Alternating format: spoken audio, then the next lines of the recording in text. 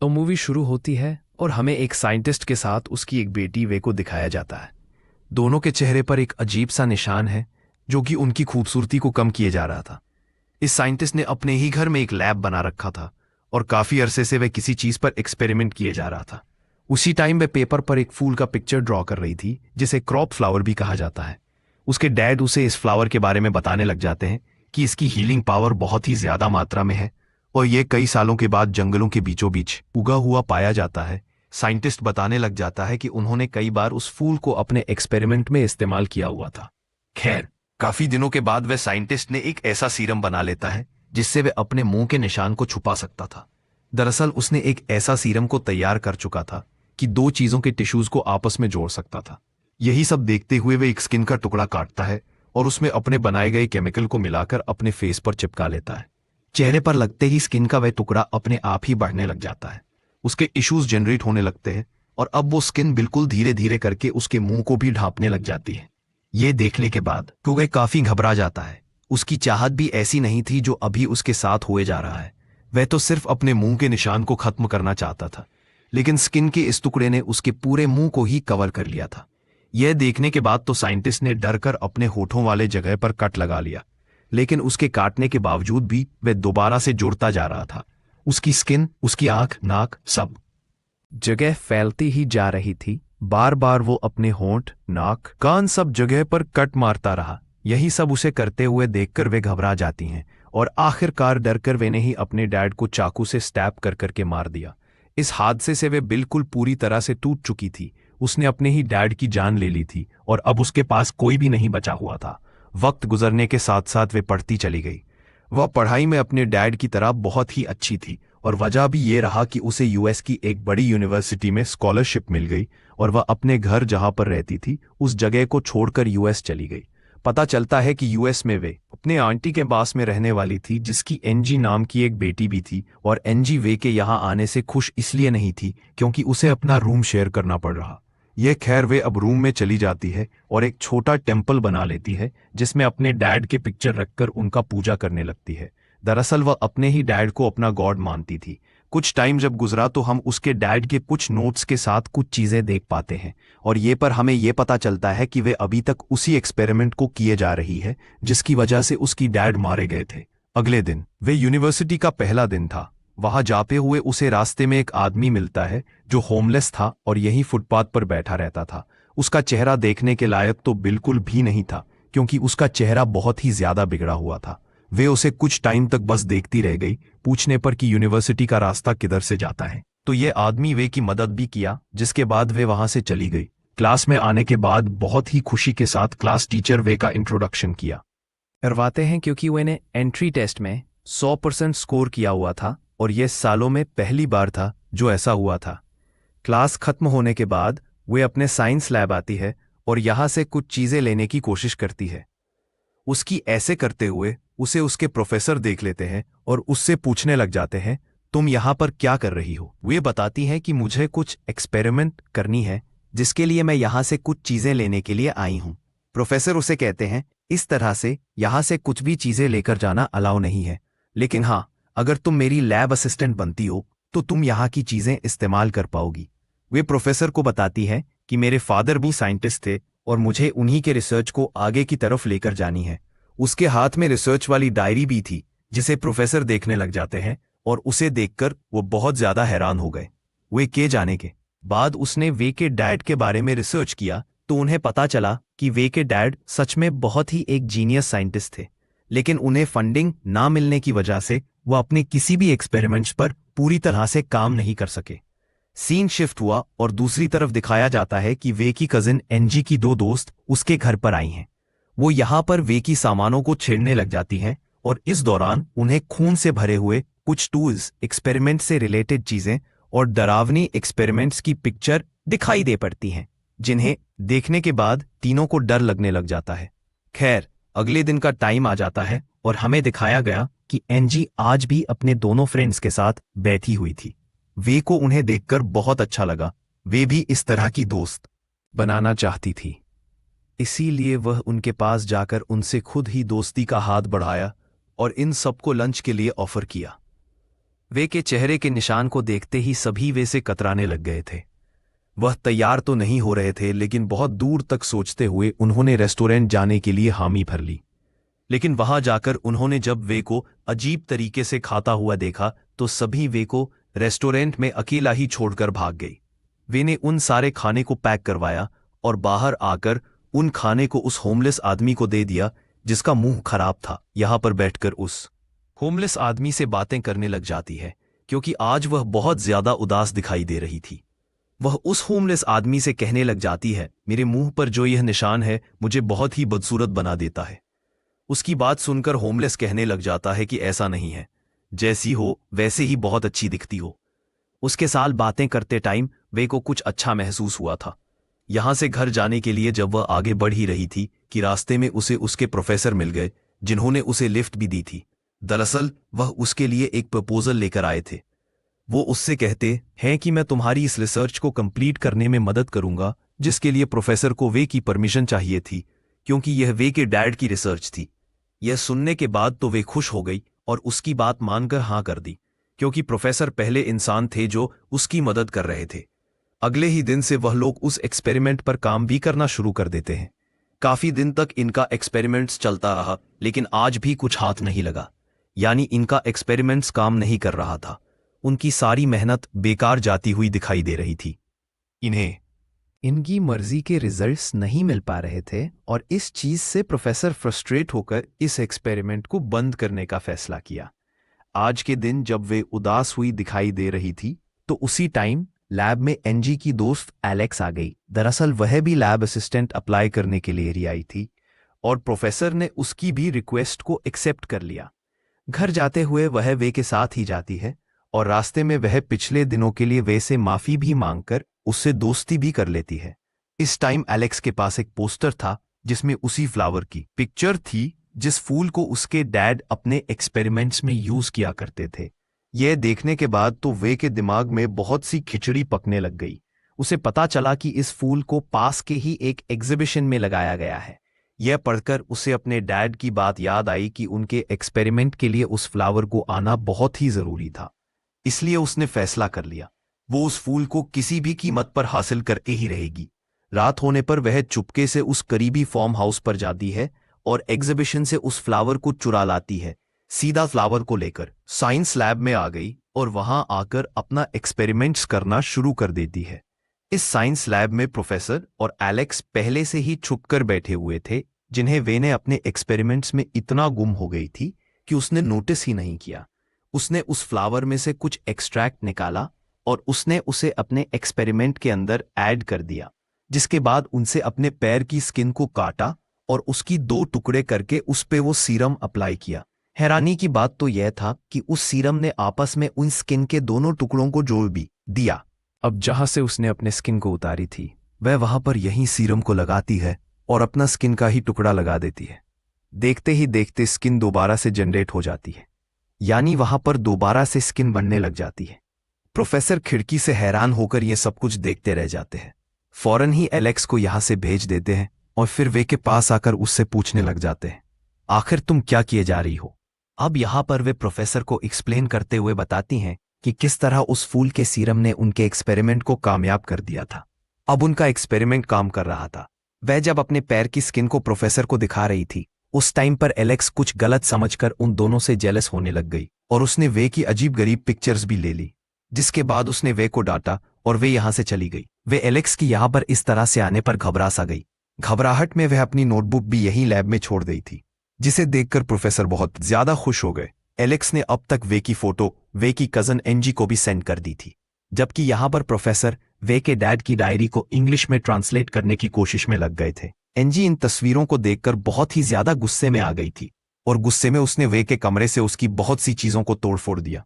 जब वे अपने कमरे में आई तो अपने कमरे की हालत को देखा तो उसे बहुत दुख हुआ और तभी अचानक पीछे से एनजी ने आकर वे के ऊपर हमला भी कर दिया। वे अपने आप को बचाने की कोशिश कर रही थी, लेकिन एनजी ने पूरा जोर वे को मारने पर लगाया हुआ था। ऐसे में वे अपने पास पड़ा हुआ पेन को उठाकर एनजी को मारकर उसे दूर करने की कोशिश करती है, तो वह पेन एनजी की गले में स्टैब हो जाती है। उसके गले में आर पार हो जाता है और वहीं पर एनजी की मौत हो जाती है। हालांकि वे का उसे मारने का कोई इरादा नहीं बन रहा था, लेकिन फिर भी एंजी मर गई। घबराहट में वह एंजी के बॉडी को उठाकर वॉशरूम में छुपाने के लिए लेकर जाती है। अब आखिर वह इस बॉडी का क्या करती? उसके दिमाग में अब अजीबोगरीब तरह के ख्याल आने लग गए थे। उसने वहीं पर एंजी की स्किन काटना शुरू कर दी। एंजी की मुंह के पूरे स्किन को उतारने के बाद वो अपना बनाया हुआ सीरम अपने मुंह पर इंजेक्ट करती है और वह पूरी की पूरी स्किन अपने मुंह पर लगा लेती है। वे के फेस के टिश्यूज और एंजी की स्किन के टिश्यूज आपस में मिल जाते हैं। वे बिल्कुल पूरी तरह से एंजी जैसी दिखने लग जाती हैं। अभी तक एंजी की मॉम कहीं पर गई हुई थी। जैसे ही वे अपने घर लौटी तो वो वे को ही अपनी बेटी एंजी समझकर गले से लगा लिया और प्यार करने लग गई। वे को ये अच्छा रास्ता लगा। उसने अब अपने आप को वे में बदला ही नहीं। सुबह होने पर उसने एंजी के कपड़े पहनी और एंजी का हुलिया बनाते हुए वो एंजी की लाइफ एंजॉय करने लग गई। जब वो यूनिवर्सिटी गई तो सबसे पहले उसे एंजी का बॉयफ्रेंड मिला। यहाँ पर पहली बार था जो कोई लड़का उसके इतना करीब आया हुआ था। वे को बहुत ही अच्छा एहसास हुआ। वो अब एंजी के फेस के साथ एंजी की लाइफ एंजॉय करने लग गई थी और उसे एहसास होता है कि वे के शरीर में उसकी लाइफ बहुत ही ज्यादा बोरिंग थी। एंजी के अच्छे दोस्त भी थे, उसका बॉयफ्रेंड था, उसकी प्यार करने वाली मॉम थी, यहां तक कि एंजी के बॉयफ्रेंड के साथ डेट पर भी चली जाती है। जहां पर जब ये दोनों एक दूसरे के करीब आ रहे थे तो तभी अचानक से वे के फेस से एंजी की स्किन उतरने लग गई। यह देखकर उस लड़के की तो होश ही गायब हो गए। घबरा गया क्योंकि बहुत ही ज्यादा क्रीपी दिख रहा था, इसीलिए लड़का उससे डरकर पीछे भागने लग गया। पीछे होते हुए उसने एहसास ही नहीं किया कि पीछे स्लोप थी जिससे वह नीचे गिरकर खुद ही मर गया। यह सब देखकर डरते हुए वे घर आ जाती हैं और अपने डैड की नोटबुक ढूंढने लग जाती है क्योंकि उन नोटबुक ढूंढने लग जाती हैं। मैं इस स्किन को हमेशा के लिए परमानेंट लगाने का राज हो सकता था, लेकिन उसे अपने डैड के नोटबुक नहीं मिलते क्योंकि वह तो प्रोफेसर के पास थी। लेकिन इस टाइम थोड़ा सा सीरम था जिसे वह निकालकर दोबारा से अपने स्किन में इंजेक्ट करके एंजी का फेस दोबारा से हासिल कर लेती है। दूसरी तरफ प्रोफेसर को दिखाया जाता है जो अब उस फ्लावर की तलाश में निकले हुए हैं, जो फ्लावर उस एक्सपेरिमेंट को कामयाब बना सकता था। फूल को ढूंढते हुए इस टाइम प्रोफेसर को उनके ट्रांसलेटर की कॉल आती है जो असल में उस नोटबुक को ट्रांसलेट कर रहा था। वह बताने लग जाता है कि यह एक्सपेरिमेंट्स बहुत ही ज्यादा मात्रा में खतरनाक साबित हो सकता है। इस एक्सपेरिमेंट को करना रिस्क में लेकर भी आ सकता है। दरअसल वो अपने साफ साफ लफ्जों में प्रोफेसर को यह एक्सपेरिमेंट्स को फौरन से बंद करने को कह रहा है, लेकिन प्रोफेसर उसकी एक तक नहीं सुन रहे थे। अब वे लैब में आकर अपने डैड की बुक को ढूंढने लग गई, लेकिन कहीं पर भी उसे अपने डैड की बुक नहीं दिखाई दी क्योंकि वह तो प्रोफेसर ने अपने ट्रांसलेटर को दे दी थी। इसीलिए वह फौरन से प्रोफेसर को कॉल लगाती है तो प्रोफेसर उसे बताते हैं, हाँ वह बुक तो मेरे पास है लेकिन अब वह तुम्हें नहीं मिलेगी क्योंकि वह एक्सपेरिमेंट्स अब मैं अपने नाम से मशहूर करने वाला हूं। यह सुनने के बाद तो वे को बहुत ज्यादा गुस्सा आ गया, लेकिन वह तो कुछ कर नहीं सकती थी, इसीलिए चुपचाप वहां से चली गई। यूनिवर्सिटी से बाहर निकलते ही उसे ईव नाम की लड़की नजर आ जाती है। उसे पता चलता है कि ईव का भी प्रोफेसर के साथ अफेयर चल रहा था। अब प्रोफेसर का गुस्सा लेने के लिए उसने एनजी बनकर उनसे ईव को घर पर इनवाइट किया और ईव आ भी गई। उसने आते ही गुस्से में वे ने उस पर हमला कर डाला। ईव भी परेशान हो गई और अपने आप को बचाने के लिए छुपते हुए गार्डन में पहुंच गई, लेकिन वे ने उसे यहां पर भी पकड़ लिया और एक ड्रिल मशीन से उसे इसके ऊपर हमला करते हुए उसे मार डाला। ईव के मार लेने के बाद वह ईव के भी स्किन को उतार लेती है और उसे अपने मुंह पर लगा लेती है। अब एनजी से बदलकर बिल्कुल ईव की तरह दिखने लग गई थी। उसने अपने बालों को भी ईव जैसा कर लिया और कपड़े भी ईव की तरह पहनकर बिल्कुल ईव जैसी बनने लगी।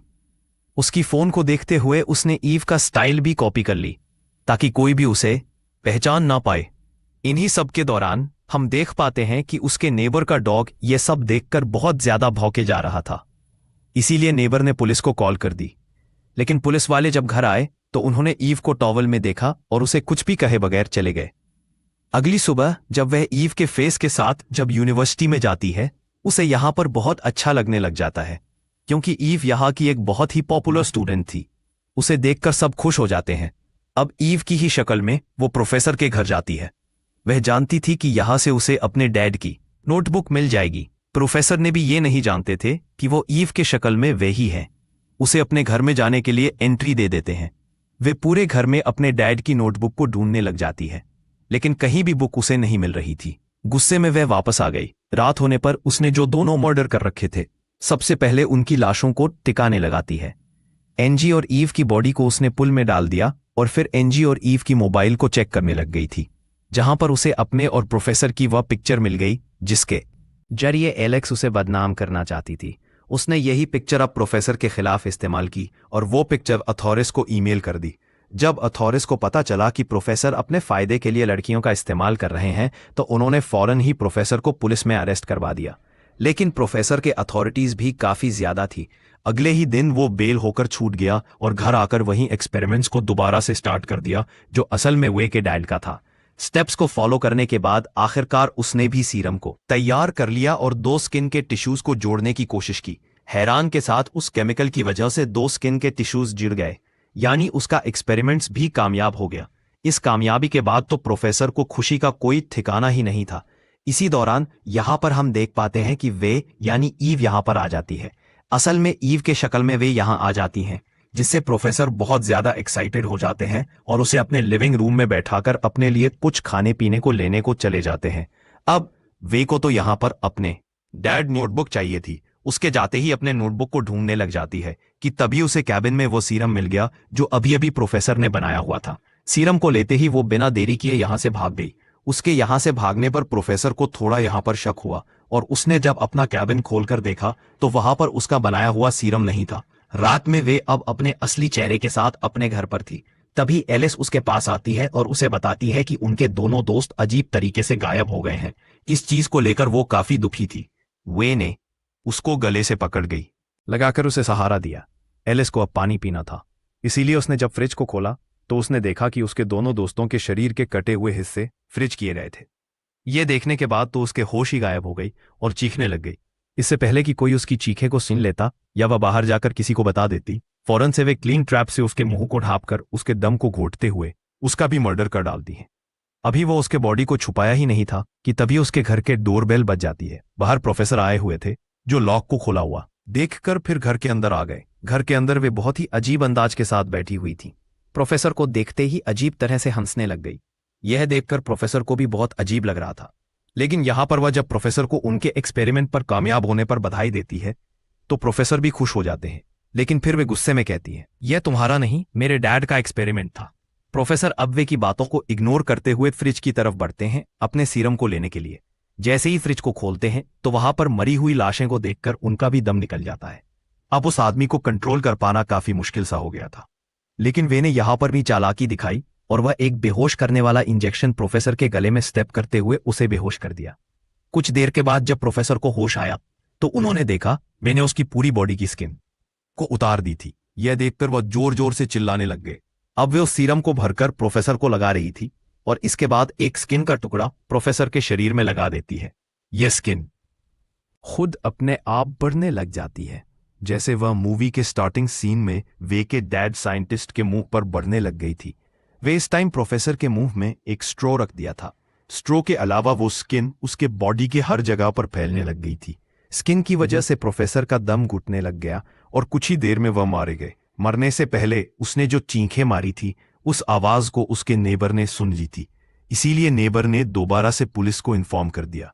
पुलिस को आते हुए देखते ही मैं घबरा गई और घर से निकलकर भाग गई, क्योंकि वह जानती थी कि अब वह पकड़ी जाएगी। पुलिस भी उस भागते हुए देख लिया था और उसे पकड़ने के लिए उसके पीछे भागते हुए वह होमलेस आदमी के पास पहुंच जाती है और उससे मदद मांगती है। वह होमलेस पहले से ही वे को अच्छा समझता था, क्योंकि वे ने हमेशा से उसके साथ अच्छा रवैया रखा हुआ था। वो होमलेस वे के कहने पर उसे अपनी चादर में छुपा लेता है और पुलिस उसे ढूंढ नहीं पाती। वे को यहां पर एकदम से बैठने पर उसके पास जो सीरम था वह अचानक से टूट गया था। उस सीरम के टूटने की वजह से उस होमलेस आदमी और वे की टिश्यूज एक साथ मर्ज होने लग गई जाते हैं।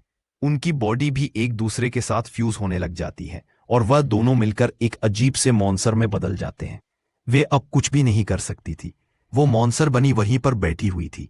तभी उसे अपनी आंटी दिख गई, जो अपने बेटी एनजी को ढूंढते हुए वहां तक आई थी। वो अपनी आंटी को एनजी के बारे में नहीं बता पाई। मतलब यहां पर यह कंफर्म हो गया था कि ये सीरम नाम का जो भी दवाई बनाई गई थी वो कितना श्रापित बन चुका था कि जो भी इसके पल्ले पड़ता जा रहा था उसका विनाश होता गया। और इसी के साथ ये कहानी यहीं पर खत्म हो जाती है। ऐसे ही और भी मूवी एक्सप्लेनेशन वीडियोस देखने और समझने के लिए नीचे कमेंट में नेक्स्ट लिखना ना भूलें। Thanks for watching.